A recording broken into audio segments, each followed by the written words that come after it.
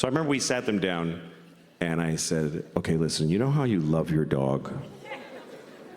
You love your dog. Like, sometimes you give your dog food from your plate. You're not supposed to, but you do that because you love your dog. Remember the other day your mom and I were like, don't give the dog any ham, but you did because you love your dog. Okay, so that's why we're getting a divorce. Because you don't listen.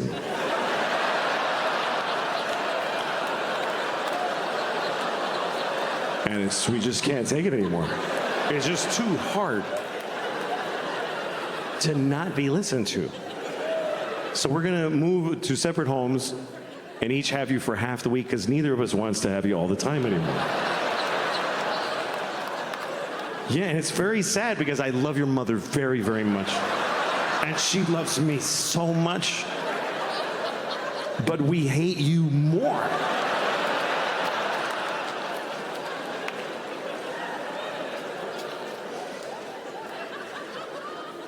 That's how we handled it. You do your best, you know? That's all you can do with your kids, do your best. Nobody fucking knows right from wrong. When I was a kid, they just taught us things to try to keep us just shut the fuck up. Our morals were just shut the fuck up. Things like slow and steady wins the race. They taught us that. Slow and steady wins the race. Really? Does it win the race? You know what beats slow and steady? Fast and steady. Kicks the shit out of slow and steady. Slow and steady beats old and retarded. That's about it. Stop telling that to kids. A lot of what they teach kids is just to make them polite people, you know? Like they teach them that there's words you shouldn't use. There's bad words. Don't use the bad words. I can't teach my kids that because I do this for a living. But I didn't want my kids to be, you know, assholes. So I used to tell them, like, okay, look, there's no bad words. There's no bad words. All words are good, bad, nothing. But there's some people that get upset when you use certain words. So if you're going to use those words, look at the person first and try to guess if they're that kind of person.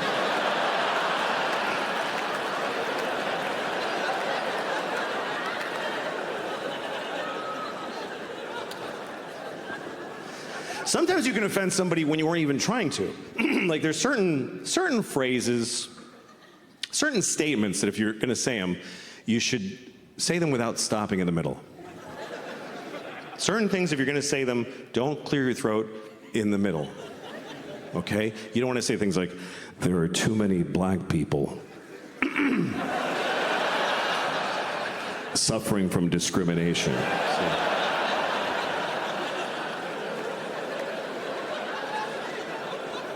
we need to stop the Jews from feeling excluded.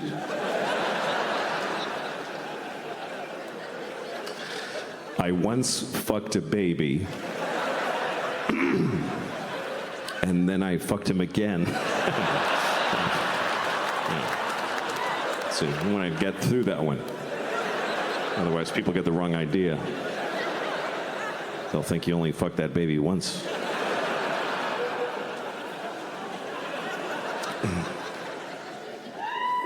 About that today. I was, because I'm going to see my dad next week. And my dad, let me tell you something, okay? My father is not in a hospice.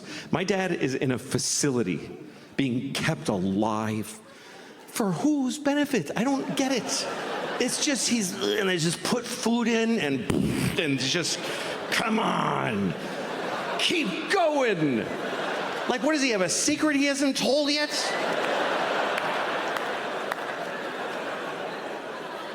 Because, look, my mom just died. She just died. That's how it works. By the way, for you young people, here's how life goes. One of your parents is gonna die, and the other one is just never gonna fucking die.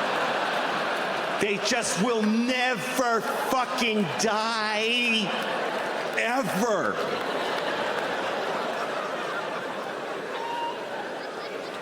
And guess what? It's not the one you wanted. Nope. It's not the one you wish to have kept. It's not your good parent. Nobody's got two good parents. You have a nice one and a shitty one. And the nice one just dies, because that's what nice people do. I'll just die. I don't want to bother everybody.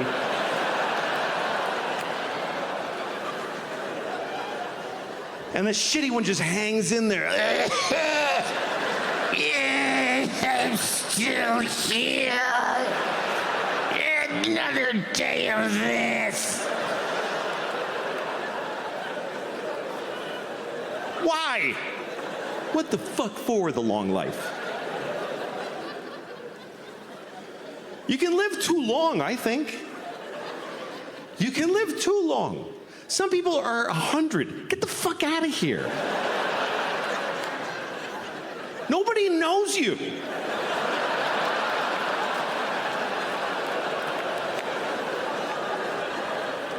What are you gonna run into somebody? Hey!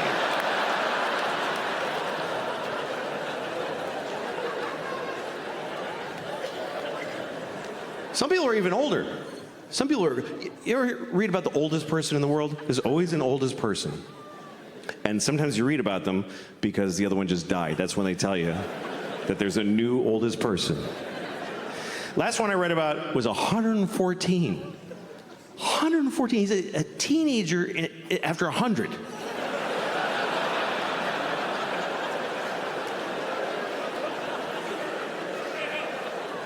You know what that means? It means he's got a kid who's like 92. Who's like, please fucking die. I'm just hanging around so I can have 1 week without you in it.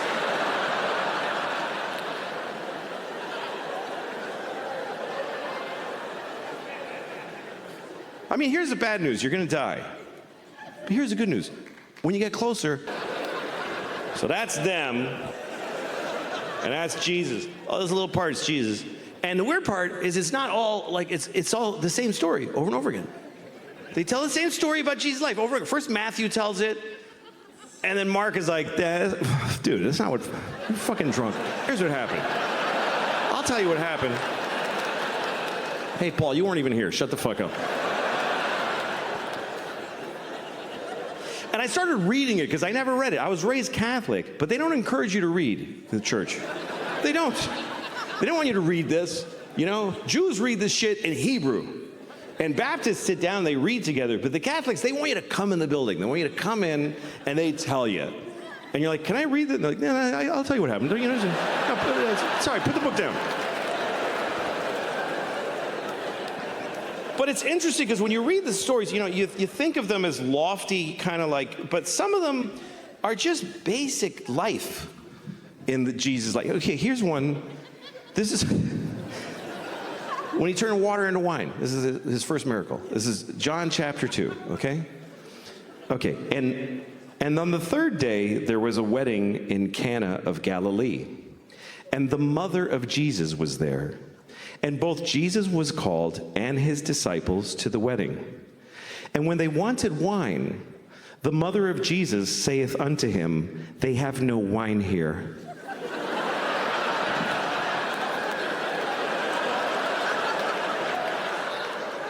And Jesus saith unto her, woman, what have I to do with thee?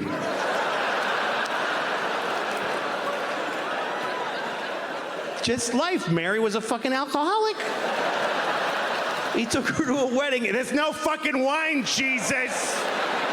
What am I supposed to do here without wine? And he's like, Mom! Don't.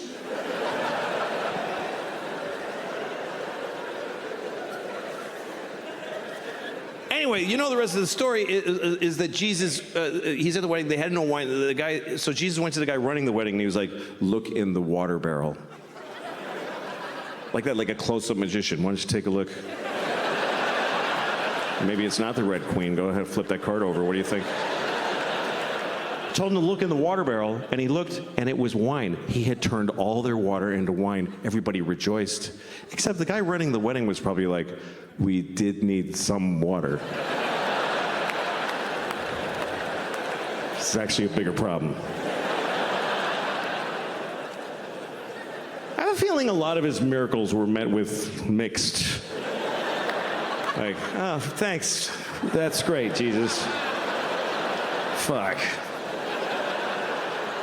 Like Lazarus. Lazarus had been dead for 4 days. And Jesus comes to town and he says, Lazarus, rise. And Lazarus comes out of the tomb like,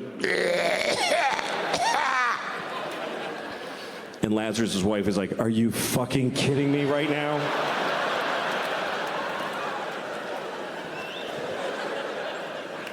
But so here's a story, though, I want to read to you.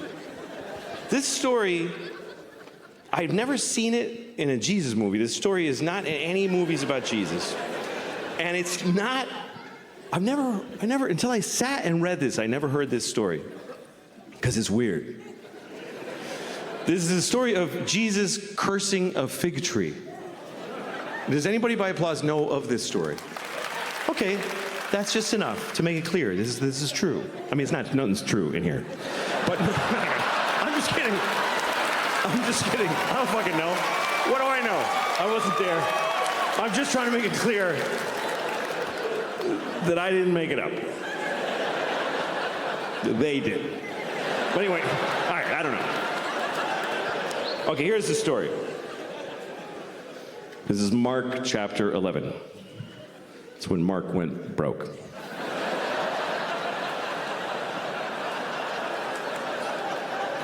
Okay.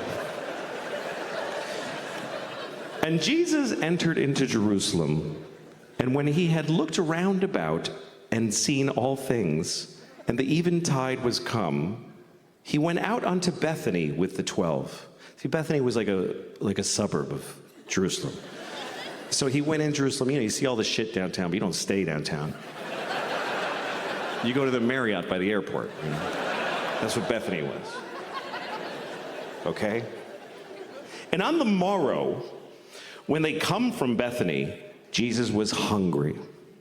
And seeing a fig tree afar off, having leaves, he came to it, if haply he might find anything thereon. But when he came to the tree, he found nothing but leaves, for the time of figs was not yet. And Jesus answered and saith unto the tree, no man shall eat fruit of thee hereafter and forever.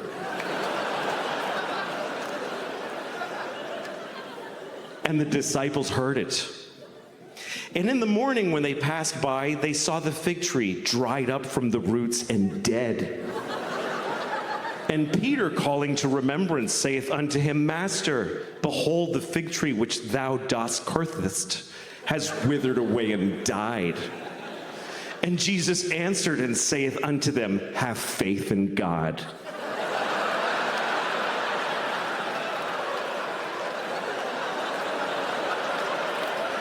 What the fuck kind of a Jesus story is that? Hey, Jesus, you killed a tree. That's right, motherfucker.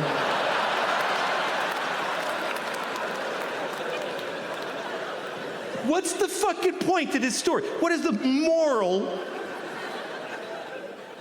That Jesus just killed a tree. He was hungry. He was fucking cranky. He was like, there's no figs. Fuck you, tree. You're fucking dead, you piece of shit. I wanted a fig. You're fucking dead. Watch this. And the tree's like, but the time of figs is not yet. It's just not yet. I need another week. You want fruit out of season? Go to Whole Foods, you fucking Jew. I didn't do anything.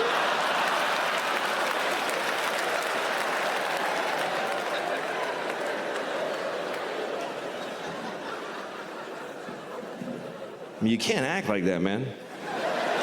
You can't act like that. You walk around acting like that, folks will nail you to a cross. That's what they'll do. They will. You gotta fucking cool it, Jesus. He got a little, you know. That's really what happened. Got a little shitty. A little big, you know. He went to Jerusalem. That's a big town for a boy from Galilee.